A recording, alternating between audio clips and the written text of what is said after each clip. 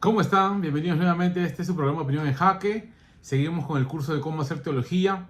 Soy el pastor Wilfredo Beltrán y para mí, como siempre, es un honor poder comunicarme con ustedes a través de este medio. Lo que vamos a hacer hoy día es cómo se desarrolla una doctrina a partir de la Biblia. Y lo vamos a hacer siguiendo la lógica de la semana pasada sobre la Trinidad. Si ustedes han visto la propaganda, hemos puesto de que la palabra Trinidad no existe en la Biblia como tal, ¿no? O sea, como la explicación teológica que se le da, que es un Dios en tres personas. No son tres dioses diferentes, es un mismo Dios que se expresa en tres personas.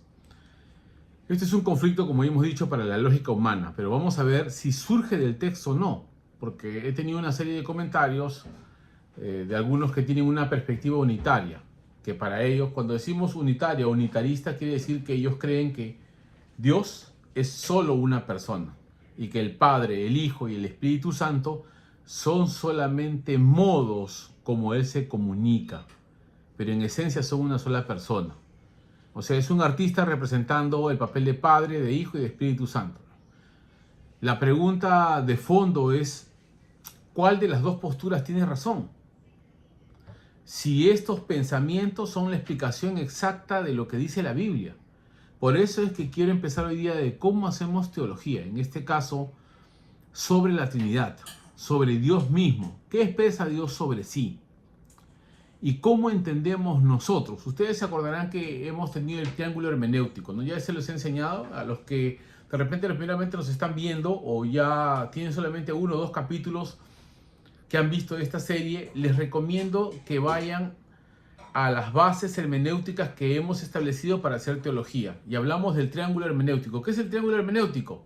Es la relación que existe en la interpretación entre la Biblia, la parte superior, el contexto histórico en que se redactó y el intérprete, aquel que lee la Biblia.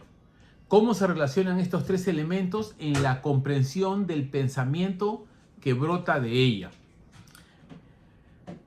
¿El intérprete puede afectar por así decirlo, la interpretación del pasaje? Sí.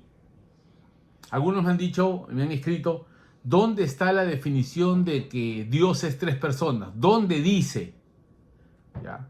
Si la Shemá del Antiguo Testamento, Jehová vuestro Dios, Jehová uno es. Correcto, no negamos que hay afirmaciones directas sobre la naturaleza de Dios.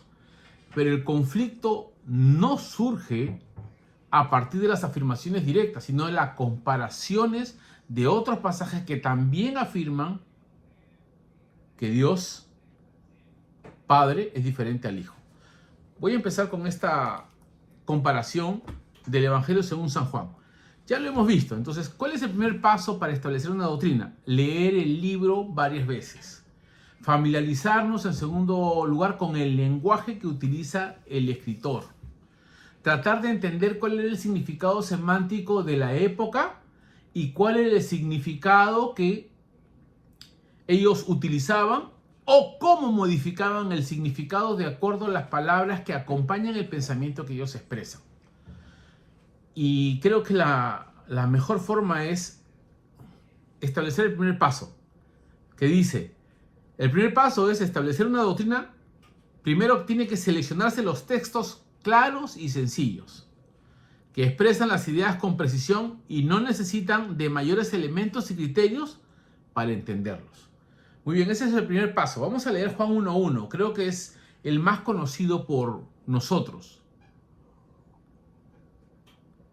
de donde expresamos que este Dios, que Jehová uno es, este Dios es tres personas. Aquí solamente vamos a ver primero la diferencia entre el Padre y el Hijo. Luego, si nos alcanza el tiempo, vamos a ver la diferencia entre el Hijo y el Espíritu Santo y la diferencia entre el Padre y el Espíritu Santo. Muy bien. Dice, en el principio era el Verbo, y el Verbo era Dios. Perdón, y el Verbo era con Dios, y el Verbo era Dios. Así lo dice la Reina Valera del 60. ¿Qué decimos nosotros?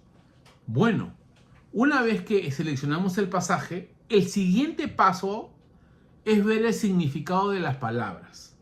Primero, tenemos que ordenar la oración gramatical según la lógica que tenemos, ¿no? De sujeto, verbo y predicado. La oración gramatical dice, en el principio era el verbo, es la primera oración. Y en el texto griego, el artículo indica quién es el sujeto cuando hay un verbo ser o estar, que en este caso está en pasado, era. Aquí empieza el análisis gramatical de las palabras para que podamos entender su función, su relación en el conjunto semántico y qué idea nos expresa. Acá dice el verbo, está con mayúscula. El verbo era Dios. ¿Qué significa que era Dios? Perdón, que era en el principio. Porque aquí han invertido el orden, ¿no es cierto?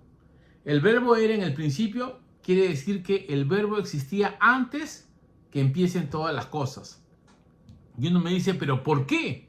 Porque el verbo era es un verbo imperfecto. Y como verbo imperfecto también expresa la misma idea del griego, que en el principio él ya estaba, no empieza con el principio. Y ahí empieza entonces la explicación semántica de las palabras para entender el pensamiento del pasaje. Y si usted tiene alguna limitación en cuanto al conocimiento de las categorías gramaticales de sujeto, verbo, predicado, ¿no? Si tiene dificultades en establecer cuál es el sujeto y el sustantivo o definir las palabras según el significado, o bueno, según la explicación que nos da la gramática, primero la morfología de las palabras, ¿no es cierto? Luego la sintaxis de las palabras, ¿no es cierto? Luego la semántica, que es el otro punto básico, y la ortografía. Pero nosotros nos vamos a centrar en la morfología y la sintaxis. ¿Cómo se relacionan? Aquí, para entender el pensamiento. Tengo otra versión, porque como nosotros de repente no hacemos uso del griego, o no tenemos conocimiento profundo de griego, hay que ser prácticos y leer otras versiones. Esta versión, la Biblia de las Américas, dice lo siguiente: en el principio existía el verbo.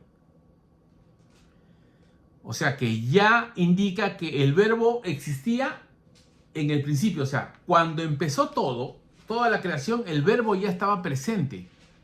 No es creado al mismo tiempo que la creación. ¿Ya?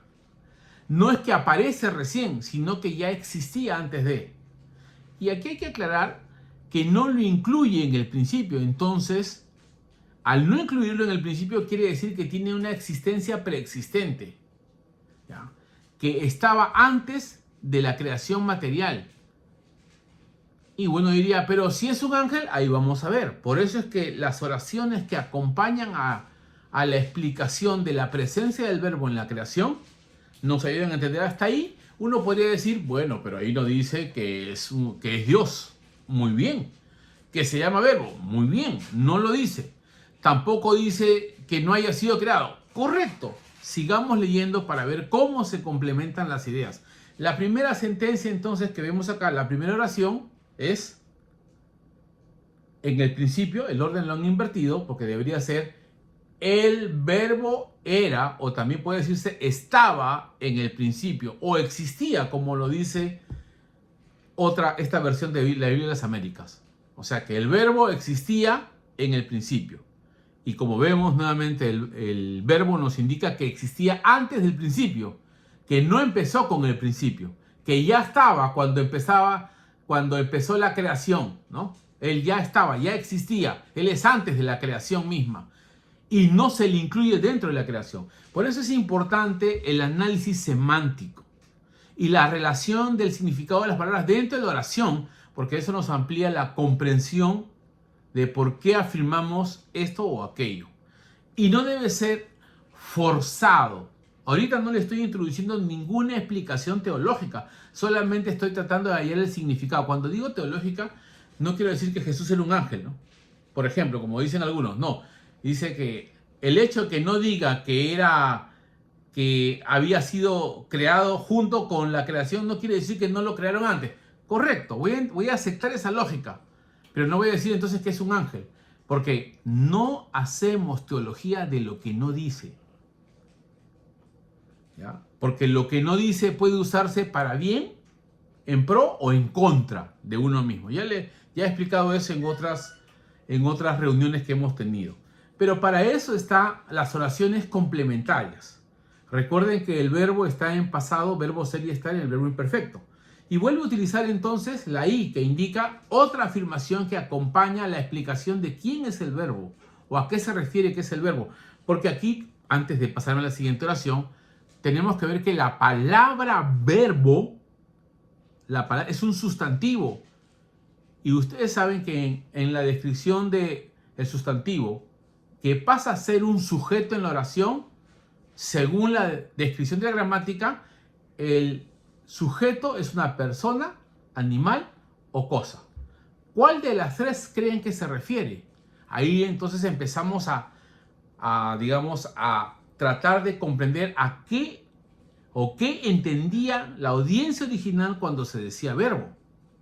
Muy bien, vamos a la siguiente oración para que podamos seguir complementando las ideas. La siguiente oración dice, y el verbo era con Dios.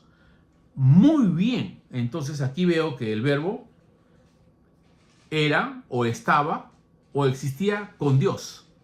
Aquí entonces tenemos que ver que el sujeto sigue siendo el verbo. En el griego le asignan, como les digo, el artículo definido.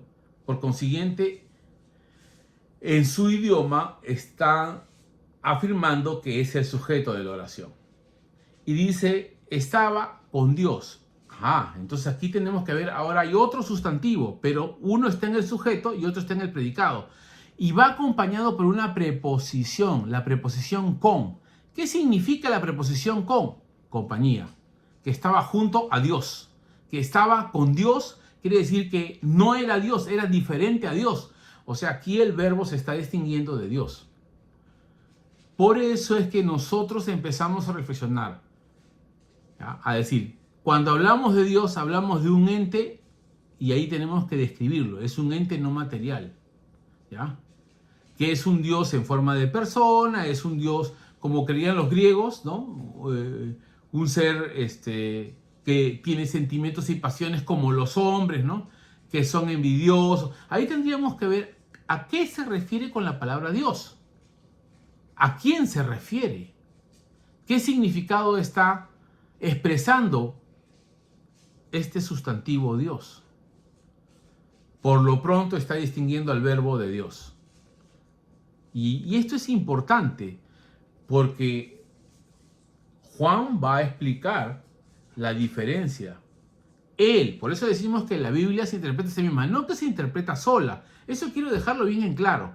Se interpreta a sí misma quiere decir que la Biblia nos da las herramientas para comprender el significado de las palabras que expresan los autores. Por eso es que aquí se está diferenciando a Dios del verbo. Eso es lo que hace Juan. Y que ambos estaban antes de la creación. Y voy a decirlo así, coexistían juntos. Porque no eran la misma persona. Porque el verbo y Dios no le podemos dar categoría de cosa o de animal. Tiene que ser un ser. Nosotros le decimos persona. ¿Por qué? Porque más adelante se va a identificar a Jesús como una persona en la encarnación. Pero eso no quiere decir que no era una persona que existiera antes que el mundo fuese. Y si era una persona inmaterial, porque no tenía, en la encarnación no tenía materia, entonces estamos viendo la diferencia entre Dios y el verbo. No lo digo yo, lo dice el pasaje. No lo estoy inventando. Estoy tratando de comprender el significado semántico y el uso gramatical de la época de Juan. Porque Juan, aquí, más adelante que el verso 14, va a romper el concepto de la época y le va a dar otro significado de acuerdo a la teología o de acuerdo a la revelación que él tiene de Dios. Pero no voy a adelantarme, voy a ver la siguiente oración copulativa, porque son tres, ¿no? Ustedes saben que los verbos ser o estar nos indica oraciones copulativas que unen, ¿no es cierto? Que unen sujeto y verbo como una descripción, como una ampliación del sujeto, ¿no? Muy bien, como una descripción, como al análisis de la naturaleza del sujeto. Por eso usamos naturaleza. Muy bien. La siguiente oración copulativa es, y el verbo era Dios. Miren cómo se complementa. Este verbo existía antes del inicio de todas las cosas, antes de la creación. ¿De dónde sacó esto? Lo vamos a ver a partir del verso 3, porque ahí va a explicar la creación de todas las cosas, pero no me quiero adelantar. Este verbo era diferente a Dios y todavía no especifica a qué Dios era diferente. Nosotros vamos a suponer por el contexto que se refiere al Padre. Y aquí dice que también tenía la misma naturaleza que Dios, porque era Dios. Y aquí dice, y el verbo era Dios. Aquí el sujeto de estas tres oraciones es el verbo. Y en la última oración, el verbo era Dios, esta afirmación está calificando la naturaleza del verbo. Aquí este sustantivo funciona como adjetivo en esta oración, porque describe al verbo, que el verbo era Dios. Y yo le podría añadir, el verbo también era Dios, porque es diferente el verbo al Dios que señala la segunda oración. La pregunta es, ¿puede haber dos dioses? ¿Creemos en dos dioses? ¿La Biblia enseña el politeísmo? No. Entonces, ¿cómo explicamos la existencia de un Dios diferente al Dios Padre? Sin contradecir la unidad de Dios. Aquí empieza entonces el desarrollo de la lógica en la reflexión, ¿ya? Criterio lógico de cómo resuelve la Biblia este inconveniente. Y eso yo le dije a un testigo de Jehová cuando conversábamos sobre esto, ¿no? Porque ellos te responden teológicamente inmediatamente. Dicen, no, el verbo era un ángel creado antes de la creación. Y la pregunta es, ¿cómo el verbo era Dios? ¿Cómo era el verbo era Dios? Y me dicen, no, que nosotros somos dioses, dijo Jesús. No, un momentito. Todavía no utilices un pasaje que tiene otro uso y otro significado y otro contexto y no trates de introducir ese pensamiento para violentar este. Porque eso es violentar el pensamiento. Hay que primero hallar el significado correcto para luego hacer la comparación. Ya hemos hablado de esto cuando hemos hablado sobre la hermenéutica de Sebastián Céspedes, ¿no? Y su aplicación sobre las 2 gramas a la supuesta prohibición del diezmo. Ya le hemos explicado, pueden verlo en los podcasts anteriores, ¿no? Porque aquí estamos observando el mecanismo de reflexión para extraer el pensamiento del pasaje sin que sea afectado por mí, en este caso, por mi teología. Porque si yo soy trinitario, voy a obligar al pasaje a ser trinitario. Si soy unitario, voy a obligar al pasaje a ser unitario. Aquí vamos a tratar de hacer un examen objetivo. No niego que soy trinitario, pero voy a cuestionar mi fe. Porque ese es el objetivo del pensamiento crítico en la elaboración de la doctrina. Uno tiene que cuestionarse, tiene que ponerse en la otra vereda y ver cómo es posible que el verbo, porque el verbo que describe aquí, el verbo que describe acá, lo ve diferente al Padre. ¿En qué situación es diferente? Si ambos son Dios. A cada uno lo cataloga como Dios. ¿Cuál sería la diferencia? La única conclusión lógica es que son personas distintas. Bueno, uno me va a decir, pero eso no es lógico.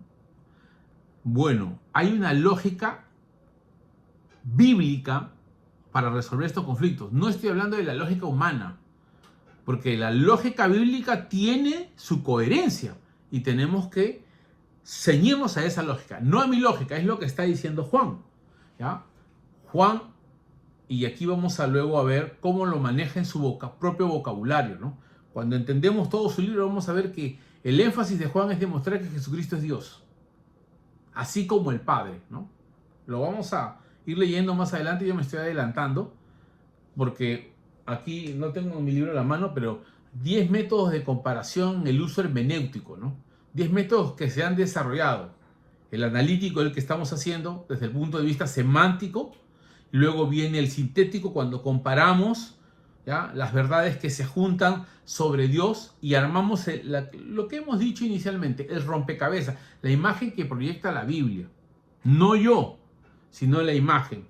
Por eso es que no nos creemos dueños de la verdad y tenemos que escuchar a otros. Les agradezco a todos aquellos que comentan. Yo dejo abierto el chat y les pido que no insulten, argumenten, porque eso nos ayuda a crecer. Aprender a explicar lo que creemos nos ayuda a dos cosas: a evaluar si estamos correctos o estamos equivocados. Y como lo he dicho en otras ocasiones, yo no tengo ningún temor de arrodillarme ante la verdad. Si el unitarismo es la verdad, me voy a arrodillar ante esa verdad porque yo creo en la Biblia. Pero si la Biblia me enseña que el Verbo es distinto al Padre y tiene la misma naturaleza divina, yo no podría ser digamos, unitarista en el sentido de que creen en un Dios en una persona. ¿Ya? Yo creo en un Dios en tres personas. Un Dios en tres personas. Y hasta aquí, este pasaje por lo menos indica que hay Dios y hay Verbo.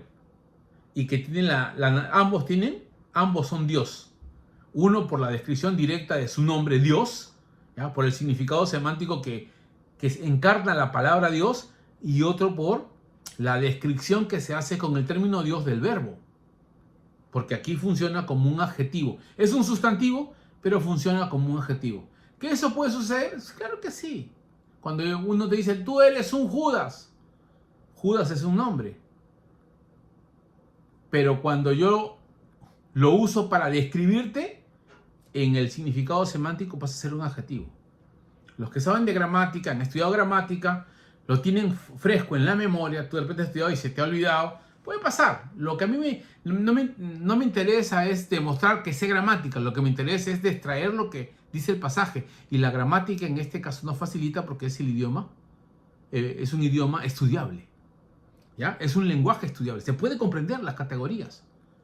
Y aquí usan el verbo ser o estar en pasado. ¿Ya?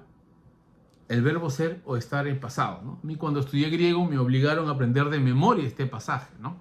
En argen, hologos, kai hologos, ¿no? Y utilizan, usan la palabra pros, que indica, en el griego, pros, la preposición pros indica con, que quiere decir que es una compañía diferente a, o sea, que diferencia, y quiere decir que el verbo y Dios en la segunda oración son completamente distintos. Son personas distintos, porque no puede ser cosa y no puede ser animal. Entonces, en la tercera definición de sustantivo es persona. ¿Ya? Ambos son personas. No estamos inventando, ¿no? Algunos me dicen, no, ¿dónde sacas que son personas? Indudablemente surge del análisis gramatical, no de mi invención. Bueno, ¿y por qué decimos que en el principio se refiere a la creación? Por el verso 3, todas las cosas por él fueron hechas. Y sin él nada de lo que ha sido hecho fue hecho. O sea, se está remarcando, aquí se le da también a Jesús. Digo Jesús porque en el verso 14 va a decir que el verbo es Jesús. Es creador también como el Padre. Porque hay unidad de acción. Participan en los hechos de la creación. Los tres. El Espíritu Santo también participa en la creación. Se ve cuando el Espíritu de Dios se movía sobre la faz de las aguas, ¿no? Quiere decir que estaba participando en la creación dinámica del universo, ¿no? Muy bien, lo dejo ahí nada más, ¿no? Y aunque le dan categoría de vida, ¿no? En él estaba la vida, y la vida era la luz de los hombres, ¿no? Y sigue hablando, ¿ya? Y de ahí del verso 5 me voy a saltear al verso 14. Entonces, lo primero que tenemos que hacer es los versos que hablan del tema que vamos a tratar. Y ver y entender desde las oraciones del pasaje, sin tratar de forzar nada, entender desde el punto de vista gramatical. El significado semántico, la morfología de las palabras, su relación en la sintaxis, cómo se complementan en la comunicación de la idea. Y el verso 14, vamos a ver la ampliación de la explicación que él hace a través de las siguientes oraciones o argumentos que plantea. ¿Ya? Dice, después de hablar de Juan en el verso 14, y aquel verbo fue hecho carne. Otra vez el verbo ser o estar, pero en este caso en pasado, ¿no? ¿ya? Y pasado a oristo, porque quiere decir que en un hecho puntual de la historia, ¿no? Pasó a ser humano también. Aparte de ser Dios, pasó a ser humano. Aquí estoy distinguiendo solo el Padre y el Hijo porque estos pasajes solo hablan del Padre y el Hijo. Luego, en los siguientes estudios que se hacen, se amplifican, se complementa el concepto con el Espíritu Santo. Como vimos en la semana pasada en Mateo 28, 19 y 20, ¿no? Se bautiza en el nombre. En un nombre está en singular, rompiendo el concepto gramatical de la época, porque nunca se bautiza en un solo nombre, siendo cuando es seguido por comas de el Padre y del Hijo y del Espíritu Santo. Ahí gramaticalmente se puede ver que las conjunciones y separan las personas que se señalan. El Padre, el Hijo y el Espíritu. Porque ustedes saben que las comas indican una serie y las I indican el énfasis de la separación de cada una. No se podría pues bautizar en nombre de Dios Todopoderoso, Creador del cielo y de la tierra, en un ángel creado, como dice el testigo de Jehová, en el nombre del Hijo, en un ángel creado, y mucho menos en una energía eléctrica, pues como también los testigos de Jehová dicen que es el Espíritu Santo. Sería incongruente e inconsecuente con la idea gramatical de que sean personas espirituales, divinas, porque están en una misma serie y este énfasis surge de las conjunciones y de las comas gramaticales que indican el nombre, que también, como hemos dicho, está en singular. A esto se le llama entonces análisis gramatical del pensamiento. Los que saben griego enriquecen esto mucho más. Pero también se puede analizar en el idioma en que vives, en el idioma en que se traduce, y hay que ver pues si es correspondiente con todo el pensamiento que el griego transmite. En el verso 14, ustedes saben, vamos entonces creando sentencias. Una vez que uno ve los textos claros, en el segundo pensamiento, en el segundo paso de la formulación de la doctrina, se trata de expresar una oración gramatical con el pensamiento que va surgiendo del texto bíblico. Y hacemos una oración gramatical sencilla, de sujeto, verbo y predicado. Y si tiene complementos, se aplican los complementos.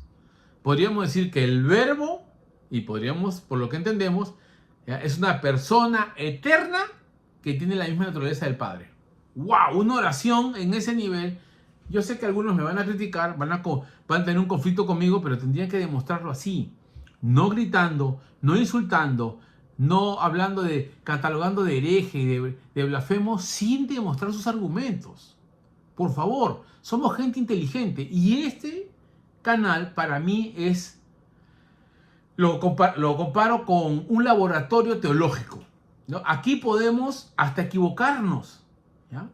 Equivocarnos, como les decía a los alumnos que yo les enseñaba hermenéutica, como este es voy a decirlo así, es una cocina teológica, podemos quemar algo, pues, podemos arruinar de repente algo para aprender a cocinar. La metáfora es comparable con la reflexión teológica. La idea es que en este laboratorio teológico podemos cometer errores. La idea es que aprendamos juntos. Por supuesto que de antemano uno ya que tiene cierta experiencia en el análisis gramatical, yo trato de extraer la idea, ¿no es cierto? Tal y como lo dice. Si me equivoco, puedes argumentar y decir, usted se equivoca en esto. Correcto, lo voy a escuchar. Otra cosa es que esté de acuerdo o no. Muy bien. Y el verbo fue hecho carne y habitó entre nosotros. Y vimos su gloria, gloria como unigénito del Padre. Aquí empieza la diferenciación. ¿Ya? Lleno de gracia y de verdad. Aquí va a describir a Jesús, porque lo está describiendo a él, ¿no? Habla de Juan el Bautista y luego habla de Jesús. En esta situación, el verbo habla de la encarnación. No voy a hablar de la encarnación. 2 semanas atrás hemos hablado del Teotokos y de la encarnación, lo voy a dejar ahí. Lo que a mí me interesa ahora es que este pasaje diferencia a Jesús como el unigénito Hijo del Padre. Muy bien, hay una relación del verbo que se hace carne en relación al Padre. O sea, cuando entendemos Padre, entendemos una persona, ¿o no? Entonces, ¿a quién se refiere como el verbo estaba con Dios? Se refiere a Dios Padre. Es la deducción por el contexto. No lo estoy inventando. Trato de seguir el pensamiento del autor, que su vocabulario y el lenguaje y el sentido del pensamiento que él está expresando. Pasa de la eternidad del verbo y ser parte de la creación, vida y luz para la humanidad, a hablar del testimonio de Juan Bautista, que va a hablar de ese verbo. Y él va a introducir, ¿quién es el verbo? Va a decir su nombre humano, Jesús. Por eso es importante que ustedes vean, y vimos su gloria, gloria como el unigénito del Padre. Miren cómo lo describe ahora, unigénito. Porque es el único que es Dios hombre, pues. Nosotros somos sus hermanos, ¿no? Coherederos, ¿no?, de la gracia. Pero no somos iguales a Él. Por eso en otro pasaje Juan dice, mi Padre, Jesús hablando dice, es mi Padre y vuestro Padre. Es una diferencia porque nosotros somos hijos por adopción, somos hijos por creación, Él es hijo por naturaleza. Y ya empieza entonces a complementarse. Una vez que llegamos al significado semántico, empezamos a leer la Biblia en base al significado que le da el autor, no en base a lo que yo creo, no en base a lo que yo imagino, no en base a los conceptos predeterminados que tengo y trato de introducir al pensamiento del pasaje. Por eso es que en este caso, me pongo en la brecha para que me examinen si estoy usando o no bien el texto. Bueno. Aquí unigénito lleno de gracia y de verdad, ¿no? Y Juan dio testimonio de él y clamó diciendo, este es de quien yo decía, el que viene después de mí es antes de mí, porque no era digno que yo. No, perdón, porque era primero que yo, disculpen. Porque de su plenitud tomamos todos gracia sobre gracia. Y ahí describe, ¿no? Describe quién era Jesús. Entonces llegamos a un punto clave, el vocabulario que él usa.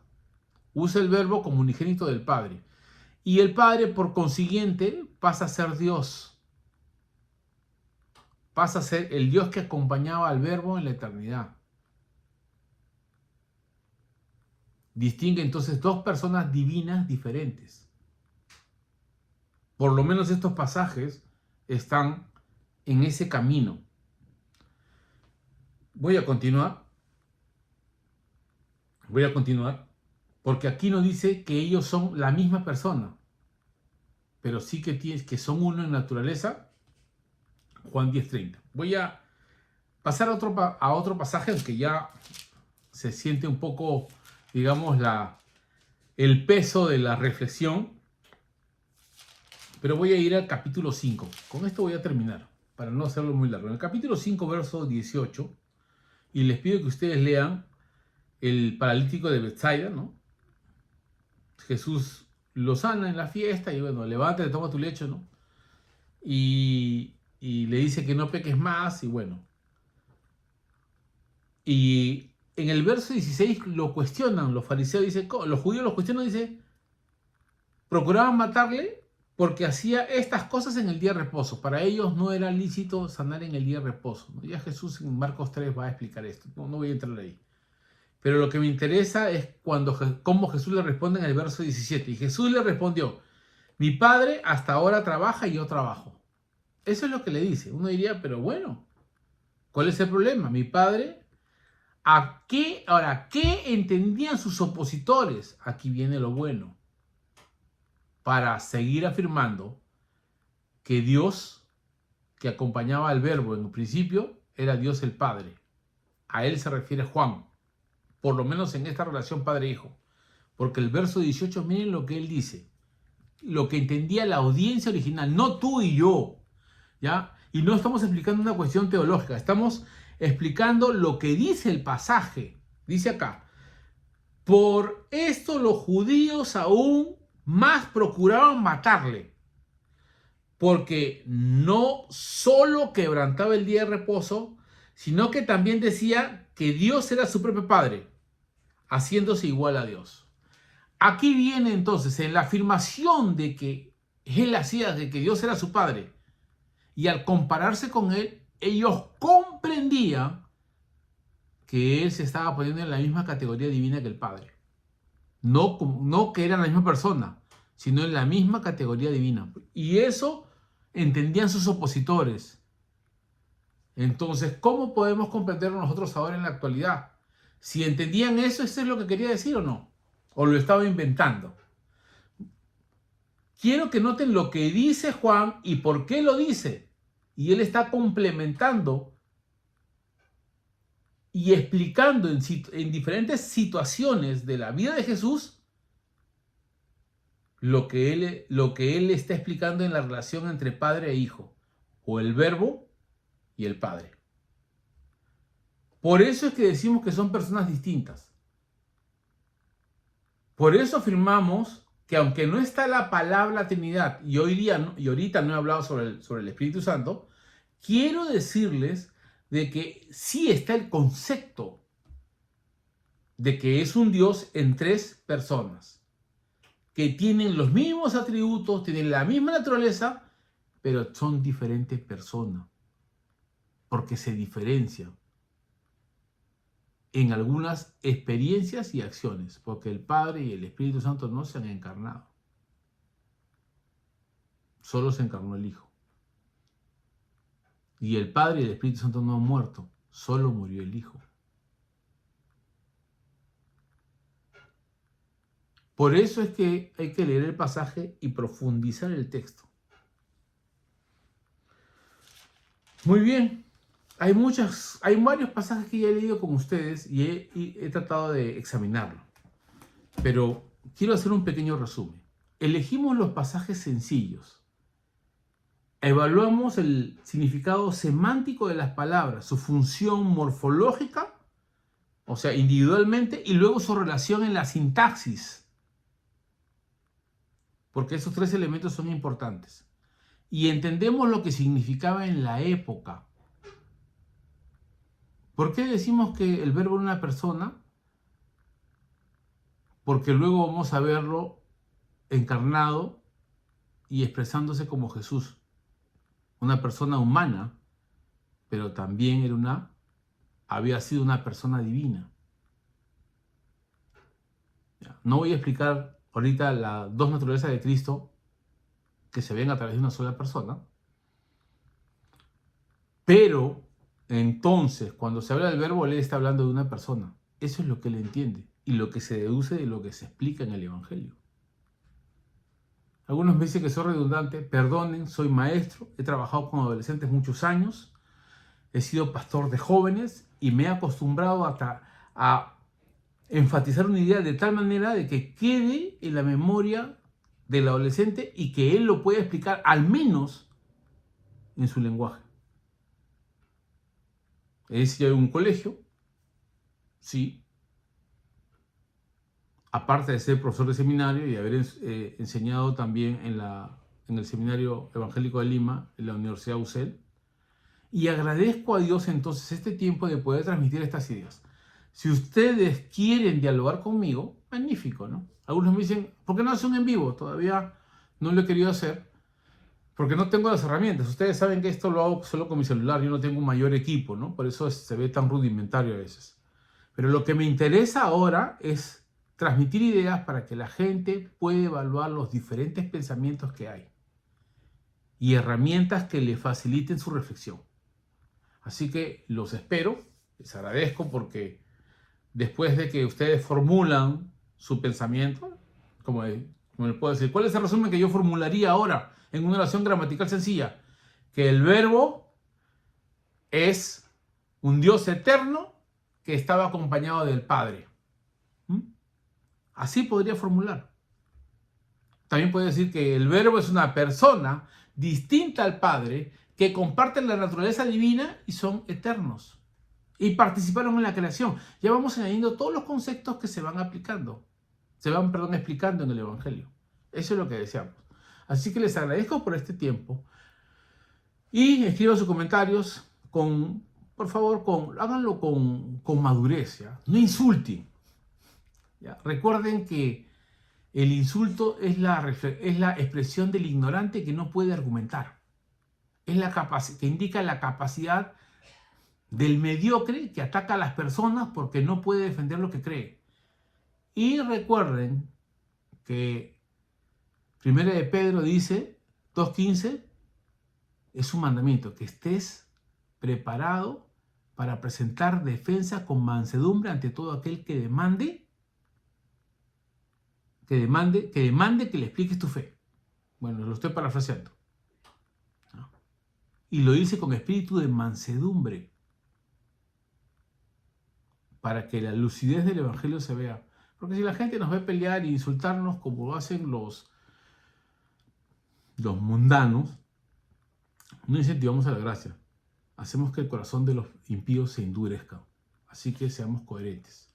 Les agradezco realmente, es un honor estar con ustedes. Esta es Opinión en Jaque. Esperamos sus opiniones.